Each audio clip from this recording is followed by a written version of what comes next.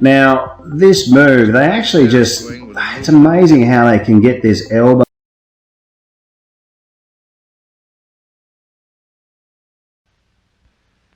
By starting the downswing with a movement of the hips, and by dropping the right elbow back to the side of the body, the correct swing keeps the club well inside the line of play. This is the only position from which it is possible to swing through straight toward the hole. By starting the downswing with a movement of the hips.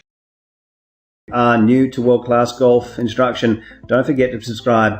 Let's get stuck into it. So guys, Cameron Champ versus Garcia, 2 swings of the most lag you've just about ever seen. We're going to have a look at some others here. Have a look at this action of 128 miles per hour, just ridiculous club head speed. What a golf swing from Champ. Let's get to the top of the swing.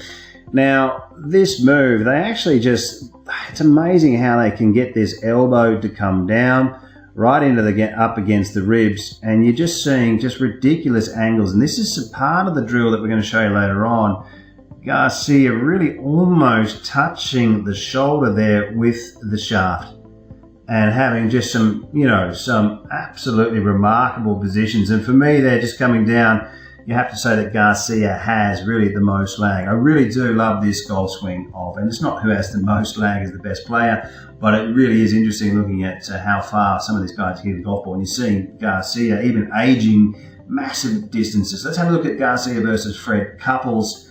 A lot of people not realizing Fred and how much angle that he had coming down or has coming down in his swing. And you can see just bringing the club into positions like things like this. Look how close that shaft is to the shoulder here.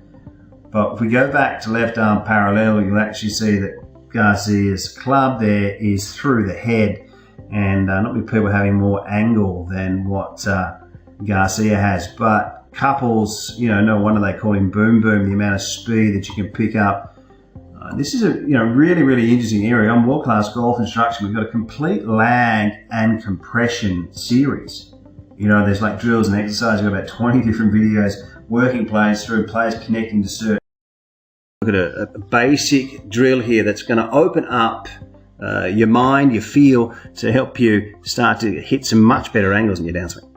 So hi Brian, right, creating better angles coming down. Let's have a talk about this. First thing to notice, right, we'll just go through a couple of things. You can't have an open club face. So if I just close that club face here and I add some shaft lean, the club face is square, right? So we want to get around 10, 12, 15 degrees of shaft lean with your iron shots. And when we're looking at an open club face, if I add shaft lean, and if I add lag, I'm just going to open up the face. So what we're seeing a lot of the time is people having to flip it and bring the club back to square here, which is not what we're after.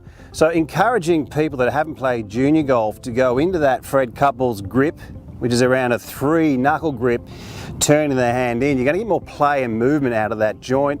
It's also going to keep your club in a square position moving back. That means that when you're taking the club away, you know, the logo on your glove will be pointing down.